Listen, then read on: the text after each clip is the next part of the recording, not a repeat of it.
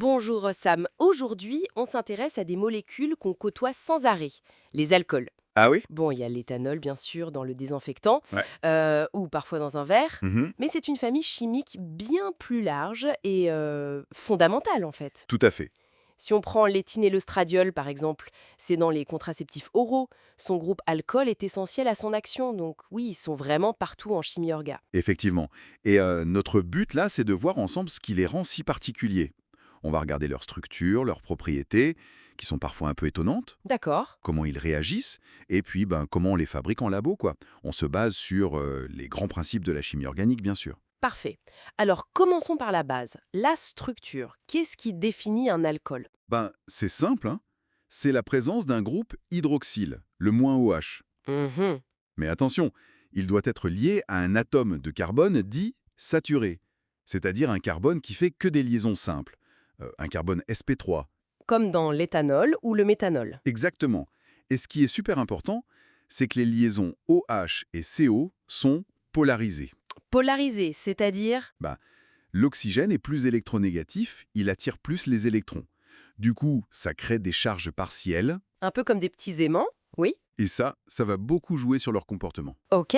Ces petits aimants alors, ça leur donne quoi comme propriété? Acide, base. Oui, les deux, mais très très faiblement. Ce sont des acides vraiment très faibles, pKa vers 15-18, comparable à l'eau. D'accord. Faut une base vraiment très forte pour leur piquer le proton H+. Et inversement, l'oxygène peut capter un proton d'un acide fort. Il agit comme une base, mais là aussi, c'est très faible. Donc c'est pas leur point fort, on va dire, hein. Non, pas vraiment. Et la forme en 3D, la stéréochimie? C'est important. Ah oui, crucial. Beaucoup d'alcools sont ce qu'on appelle chiro. Chiro, comme nos mains. C'est ça, exactement. Une main droite, une main gauche. Image miroir, mais pas superposable. On appelle ça des énantiomères. Et ça change quelque chose? Énormément. Souvent, une seule des deux formes est active biologiquement.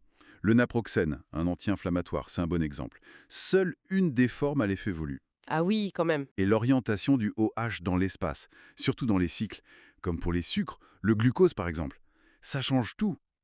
Position axiale ou équatoriale, ça modifie complètement les propriétés. C'est une question d'architecture très précise. C'est fou comme un détail d'orientation peut tout changer. Bon, passons à la réactivité. On sait tous que le vin peut devenir du vinaigre. Ça, c'est une réaction d'alcool, non? Typique. C'est l'oxydation. On peut oxyder un alcool pour obtenir d'autres fonctions. Aldéhyde, cétone ou même acide carboxylique. Comme l'acide acétique du vinaigre. Exactement. D'ailleurs, notre corps fait ça aussi pour métaboliser l'éthanol qu'on pourrait boire. On change le niveau d'oxydation de la molécule. Mais l'alcool, il peut aussi attaquer lui-même avec son oxygène. Il est riche en électrons, non? Tout à fait. L'oxygène de l'alcool, avec ses doublés non liants, est un bon nucléophile. Il aime bien attaquer des sites qui manquent d'électrons, des sites positifs. Pour former quoi, par exemple? Il peut former des esters. Souvent, ce sont eux qui donnent les odeurs de fruits, les arômes. Il peut former des éthers aussi. Ou alors s'additionner sur des aldéhydes ou des cétones, Ah oui. pour donner des hémiacétals, puis des acétals. C'est super important ça, surtout dans la chimie des glucides. Et dans l'autre sens, est-ce qu'on peut attaquer le carbone qui porte le groupe OH? C'est possible, mais il y a un truc. Le groupe OH lui-même, il part pas facilement. C'est ce qu'on appelle un mauvais groupe partant. D'accord. Donc, l'astuce, c'est de le transformer d'abord. On le modifie chimiquement pour en faire un bon groupe partant, comme un tosylate ou un halogénure. Et une fois que c'est fait, ah bah là oui, le carbone devient une cible pour d'autres nucléophiles. On peut faire des substitutions. Donc il est polyvalent cet alcool. Il attaque, il peut être attaqué si on l'aide un peu. D'autres réactions courantes. On peut lui faire perdre une molécule d'eau, c'est la déshydratation.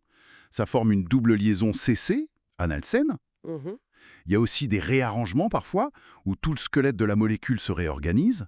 Et puis, très important en synthèse multi-étape, souvent on doit protéger l'alcool, Protégé, c'est-à-dire? masquer sa réactivité temporairement, pour pas qu'il réagisse alors qu'on veut faire autre chose sur la molécule. C'est comme mettre du ruban de masquage avant de peindre. On enlève la protection après. Je vois. C'est très malin. Bon, cette polyvalence est claire. Mais alors, comment les chimistes font pour obtenir un alcool bien précis? Alors, une méthode très très utilisée, c'est de partir de composés avec une double liaison CO. Aldéhyde, cétone, ce genre de choses. Oui, ou même acide carboxylique ester. Et on les réduit. on leur ajoute de l'hydrogène en quelque sorte, avec des réactifs spécifiques, des agents réducteurs comme NABH4 ou l'IALH4. Ça transforme le COO en COH. Et selon ce dont on part, on obtient différents alcools? Exactement.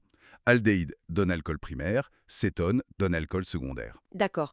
Et si on veut non seulement faire l'alcool, mais aussi agrandir la molécule, ajouter des carbones? Ah, là, on sort l'artillerie lourde, les réactifs organométalliques. Les grignards. Oui, les réactifs de Grignard ou les organolithiens, c'est super puissant.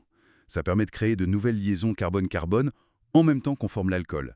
C'est vraiment fondamental pour construire des molécules complexes. On construit la molécule brique par brique, en gros. C'est un peu l'idée, oui. D'autres voies de synthèse. Bien sûr, on peut ouvrir des petits cycles très tendus, les époxydes. Ça donne souvent des diols 1,2. On peut aussi ajouter de l'eau sur une double liaison CC, une hydratation d'alcène, ou hydrolyser un dérivé halogéné. Il y a vraiment toute une palette d'outils. On comprend bien, oui, que les alcools sont vraiment au centre du jeu. Ils sont à la fois des produits finis, des points de départ, des intermédiaires. C'est exactement ça. Une fonction simple en apparence, le OH, mais avec une richesse réactionnelle incroyable. Ça en fait des éléments clés pour la synthèse organique moderne, que ce soit pour les médicaments, les matériaux, ou juste pour comprendre comment la nature fonctionne. Pour finir, une petite réflexion qui me vient, liée à ce qu'on disait sur la chiralité. Fabriquer un alcool complexe, avec la bonne forme 3D, la bonne main si on veut, ça doit être un sacré défi, surtout pour un médicament où une seule forme est efficace. Ah, c'est le grand défi. Comment les chimistes arrivent à contrôler cette architecture tridimensionnelle de manière si précise? Comment on fait pour obtenir quasi exclusivement la forme voulue, et pas l'autre ou un mélange? C'est tout le domaine passionnant de ce qu'on appelle la synthèse asymétrique. Voilà une belle question à méditer.